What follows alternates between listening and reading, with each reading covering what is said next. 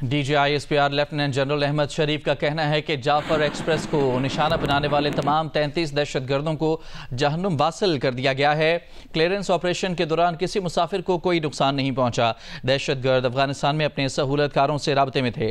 दहशतगर्दों ने यरगमालियों को इंसानी ढाल के तौर पर इस्तेमाल किया। दहशतगर्दों ने जाफर एक्सप्रेस को रोककर मुसाफिरों को यरगमाल बनाया था। DGISPR ने बताया कि सिक्योरिटी फोर्सेस के निशानेबाजों ने खुदकुश बमबारों को हलाक किया। इस ऑपरेशन के दौरान FC के 4 जवान शहीद हुए। DGISPR ने बताया कि ऑपरेशन में आर्मी, FC, SSG और एयरफोर्स ने हिस्सा लिया। दहशतगर्दों ने ट्रेन के 21 मुसाफिरों को सिक्योरिटी फोर्सेस के ऑपरेशन से कबल शहीद कर दिया था। मुसाफिरों की वजह से इंतहाई एहतियात के साथ क्लियरेंस ऑपरेशन किया गया। ISPR ने कहा है कि इंटेलिजेंस रिपोर्ट से वाज़ेह है कि जाफर एक्सप्रेस पर हमला अफगानिस्तान से ऑपरेट करने वाले दहशतगर्द सरगनों की हिदायत पर किया गया। दहशतगर्द सरगना वाक़े के दौरान दहशतगर्दों के साथ बराह रास्त राबते में थे। पाकिस्तान तवक्को करता है कि अफगान अबूरी हुकूमत अपनी जिम्मेदारियों को निभाएगी। तवक्को है कि अफगान हुकूमत पाकिस्तान के खिलाफ दहशतगर्दों को अपनी सरजमीन के इस्तेमाल से रोकेगी। ISPR का कहना है कि पाकिस्तान की सिक्योरिटी फोर्सेज दहशतगर्दों के मुकम्मल खात्मे के लिए पुरअज़्म हैं। शहरियों और और फौजियों की कुर्बानियां हमारे गैर मुतज़लज़ल आज़म को मज़ीद मजबूत करती हैं।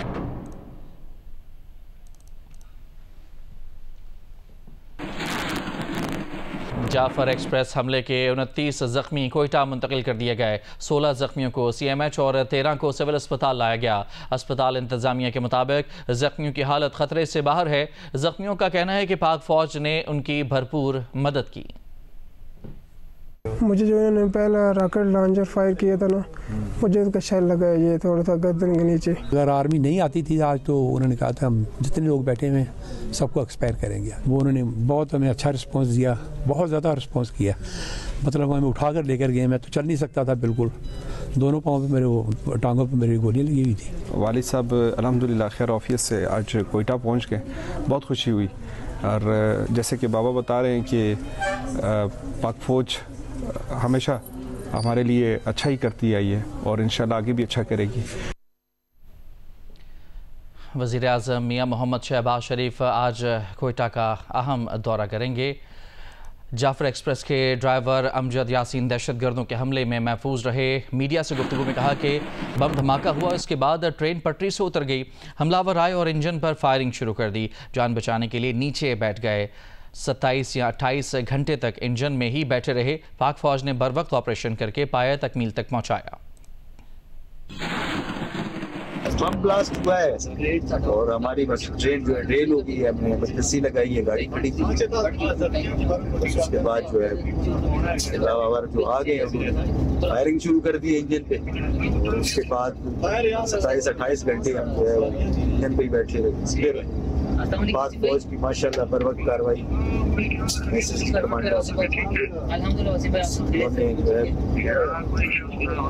ऑपरेशन किया। वज़ीर आज़म मियां मोहम्मद शहबाज शरीफ आज कोयटा का अहम दौरा करेंगे। सूबे में अमन अमान की सूरत हाल, बोलान में जाफर एक्सप्रेस ट्रेन पर दहशतगर्दों के हमले और रेस्क्यू ऑपरेशन से मुतालिक ब्रीफिंग दी जाएगी। सरकारी ज़राए के मुताबिक वज़ीर आज़म मियां मोहम्मद शहबाज शरीफ वफाकी वज़रा के हमरा कोयटा के एक रोज़ा दौरे पर आज पहुँचेंगे। दौरा कोयटा के मौके पर वज़ीर आज़म आज आला सतह सिक्योरिटी इजलास की सदारत भी करेंगे, जिसमें बलोचिस्तान में अमन अमान की सूरत हाल, बोलान में जाफर एक्सप्रेस ट्रेन पर दहशतगर्दों के हमले और रेस्क्यू ऑपरेशन से मुताल्लिक ब्रीफिंग दी जाएगी।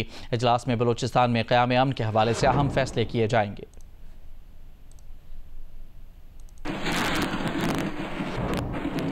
वज़ीर आला पंजाब मरियम नवाज का जाफर एक्सप्रेस ऑपरेशन की कामयाबी पर इजहार तशक्कुर। सिक्योरिटी फोर्सेस को कामयाब ऑपरेशन पर खिराजी तहसीन पेश किया। वज़ीर आला पंजाब का ऑपरेशन के दौरान शहीद जवानों को खिराज अकीदत कहा। मासूम बच्चों और औरतों को ढाल बनाना बुज़दिली की बदतरीन मिसाल है। जहन्नुम वासिल किए गए दहशतगर्द निशाने इबरत बन चुके हैं।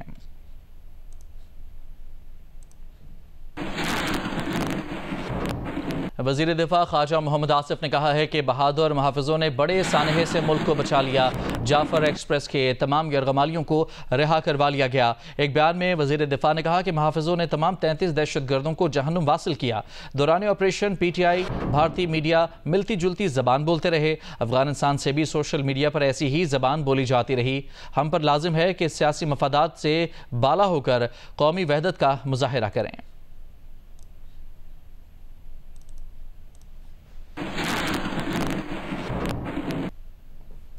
बलूचिस्तान के जिला बोलान में जाफर एक्सप्रेस पर हमले और सूबे में बढ़ते हुए बेअमनी के वाकयात पर सूबाई असम्बली में अपोजिशन और हुकूमती अरकान ने तशवीश का इजहार करते हुए इनके तदारुक का मुतालबा कर दिया, जबकि वज़ीर आला मीर सरफराज बुगटी ने इस अज़्म का अदा किया है कि ट्रेन हमले समेत दहशत गर्दी के वाकयात में मुलव्वस अनासर का कलाकमा किया जाएगा।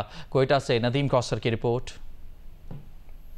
वुरसान असम्बली के इजलास में बोलान में ट्रेन पर दहशतगर्दों के हमला ज़ेर बहस रहा। सूबे में दहशतगर्दी के वाक़यात के हवाले से हुकूमती और अपोजिशन अरकान एक जुबान हो गए। बेशतर हुकूमती और हिज़्ब इख्तिलाफ के अरकान का कहना था कि हालात की बेहतरी के लिए अरकान असम्बली सूबे की सियासी व कबायली रहनुमाओं पर मुश्तमिल जिरगा और आल पार्टीज कॉन्फ्रेंस बुलाई जाए। मेरी गुजारिश ये है कि सब को मिल के चलना चाहिए, तब अब सूबा हमारे हाथ से ऐसा ना हो कि निकल जाए। इस मसले का हल हमने हर हाल में निकालना है।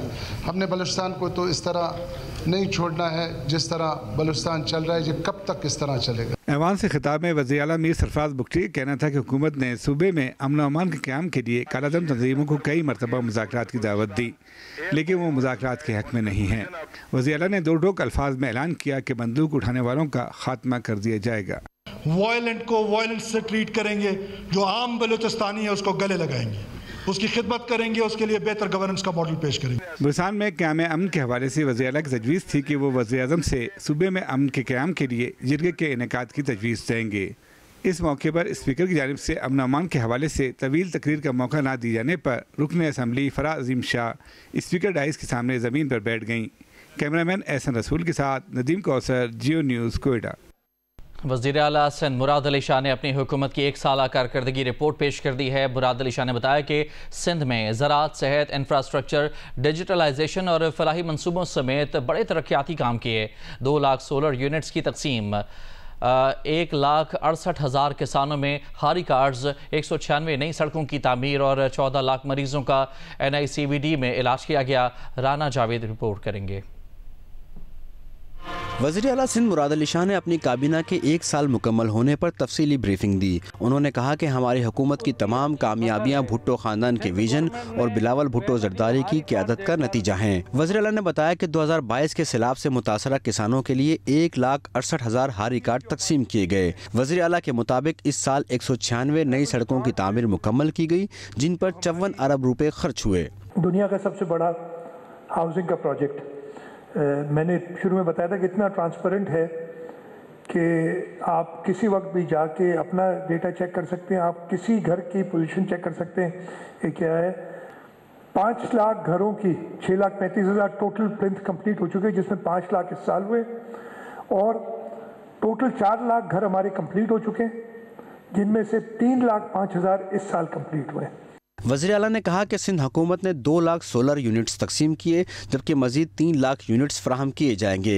कराची की मुख्तलिफ सरकारी इमारतों समेत 24 गवर्नमेंट दफातर को सोलराइज किया गया। सेहत के मैदान में जिना अस्पताल, डाउज यूनिवर्सिटी, SIUT और इंडस अस्पताल के साथ पब्लिक प्राइवेट पार्टनरशिप में काम किया जा रहा है, जबकि NICVD में 14 लाख मरीजों का इलाज किया गया।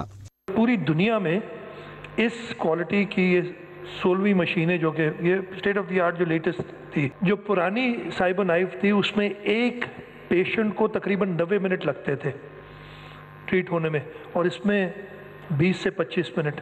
हुकूमत सिंध की कारकर्दगी पर वज़ीर आला ने मजीद बताया कि रेस्क्यू 1122 का मॉनिटरिंग सिस्टम कायम कर दिया गया है और 110 नई रेस्क्यू गाड़ियां शामिल की गई हैं। वज़ीर आला सिंध ने कहा कि उनकी हुकूमत अवामी फलाह व बहबूद के लिए अमली इक़दामात पर यकीन रखती है। राना जावेद, जियो न्यूज़, कराची। रहीम यार खान में निगहबान रमज़ान इमदादी पैकेज में कटौती पर एजेंट्स को गिरफ्तार किया गया है। मजीद बता रहे हैं जियो न्यूज़ के नुमाइंदे मलिक असलम। माह रमज़ान के दौरान रहीम यार खान, सादिकाबाद, लियाकतपुर और खानपुर में तहसील व ज़िली इंतज़ामिया की जानिब से गिरां फरोशों के खिलाफ कार्रवाई जारी है, जबकि 10 से ज़ायद मुकदमात दर्ज करके 6 दुकानदारों को गिरफ्तार करके हवालात और जेल मुंतकिल कर दिया है, जबकि 1 लाख रुपए से ज़ायद जो है वो जुर्माने जो है वो आयद किए गए हैं। इसके अलावा जो निगहबान रमज़ान के दौरान जो रकम वज़ीर आला पंजाब की जानिब से दी जा रही है, उस पर कटौती पर 3 एजेंटों को गिरफ्तार करके मुकदमा दर्ज किया गया है, जबकि ज़िले व तहसील इंतज़ामिया का कहना है कि गिरा फरोशी के खिलाफ रमज़ान तक जो है वो कार्रवाई जारी रहेगी। मुल्तान में अशिया खुरनोश की कीमतों में भी इजाफा होता जा रहा है। ख़ास तौर पर चीनी की कीमत आसमान से बातें कर रही है। रमज़ान मुबारक से कबल चीनी 150 रुपये जबकि अब चीनी 170 रुपये में फ़रोख्त की जा रही है, जिससे शहरी काफ़ी परेशान हैं। मज़ीद बता रही हैं सालेहा मलिक। जी, माह रमज़ानुल मुबारक के आते ही जो अशिया खुर्दोनोश की कीमतें हैं काफ़ी ज़्यादा उनमें इजाफा होता जा रहा है। लेकिन अगर हम चीनी की बात करें तो रमज़ानुल मुबारक से कबल जो है चीनी जो है वो 150 रुपये फ़ी किलो फ़रोख्त की जाती थी, लेकिन अब अगर हम चीनी की बात करें तो उसके रेट्स जो हैं वो 15 से 20 रुपये फ़ी किलो जो है वो बढ़ चुके हैं। और कहीं पे दुकानदार जो है वो 165 रुपये फ़ी किलो फ़रोख्त कर रहे हैं और कहीं पे 170 रुपये फ़ी किलो फ़रोख्त की जा रही है। चीनी का रेट पहले 140 था, अब 170 रुपये हो गया है। महंगाई इतनी हो गई है कि गरीब आदमी मर रहा है। बाज़ारों के अंदर चीनी थी 150 150 रुपये किलो, अब यहाँ पर हो गई है 170, ठीक है 165 इस तरह मिल रही है। तो अगर सहूलत बाज़ार जाएं तो वहाँ पर चीनी का रेट तो क्या, वहाँ चीनी ही नहीं है। ज़िला इंतज़ामिया की जानिब से ज़िला मुल्तान में 3 ऐसे सेंटर बनाए गए हैं जहाँ पे चीनी जो है वो सस्ते दामों फ़रोख्त की जा रही है ताकि लोगों को रमज़ानुल मुबारक में सहूलत हो सके। और वहाँ पे जो चीनी है वो 130 रुपये फ़ी किलो फ़रोख्त की जा रही है। लेकिन शहरियों का कहना है कि वहाँ पे चीनी की काफ़ी ज़्यादा शॉर्टेज है, जिसकी वजह से वो दुकानों से ख़रीदने पर मजबूर है और दुकानदार जो हैं वो अपनी मुँह मांगी कीमत वसूल कर रहे हैं। जी, आगे बढ़ते हैं। खेलों की दुनिया से खबर है। इंटरनेशनल क्रिकेट काउंसिल की जानिब से जारी की जाने वाली नई वनडे रैंकिंग में बैटर्स की फहरिस्त में पाकिस्तान के बाबर आजम का दूसरा नंबर बरकरार है। भारत के शुभमन गिल का पहला नंबर है। बॉलिंग में श्रीलंका के महेश थक्षाना और ऑलराउंडर्स की फहरिस्त में अफगानिस्तान के अजमतुल्लाह उमरज़ई टॉप पोजीशन पर हैं।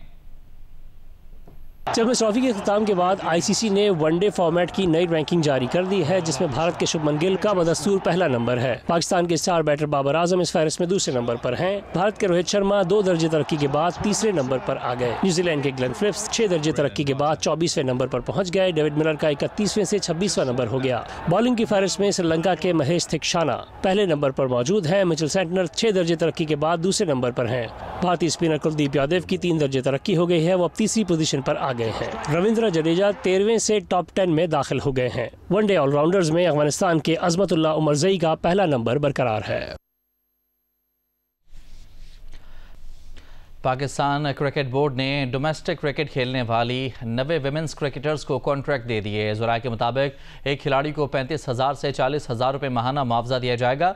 दूसरी जानिब मेंस के नेशनल T20 कप में क्रिकेटर्स की मैच फीस 30,000 रुपये कम कर दी गई है। अब एक प्लेयर को मैच फीस 40,000 के बजाय 10,000 रुपये मिलेगी।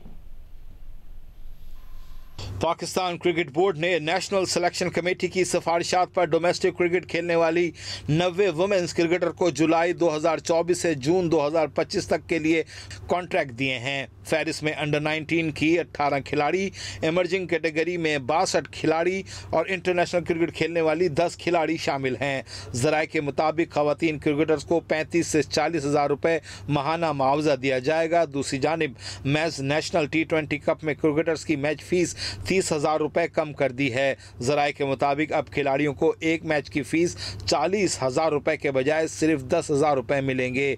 जबकि PCB ज़राए का कहना है कि इवेंट्स की तादाद में इजाफा हुआ है, जिसकी वजह से कौमी क्रिकेटर्स को गुज़िश्ता सीज़न के मुकाबले में मजमूई तौर पर ज़्यादा मुआवजा मिल रहा है।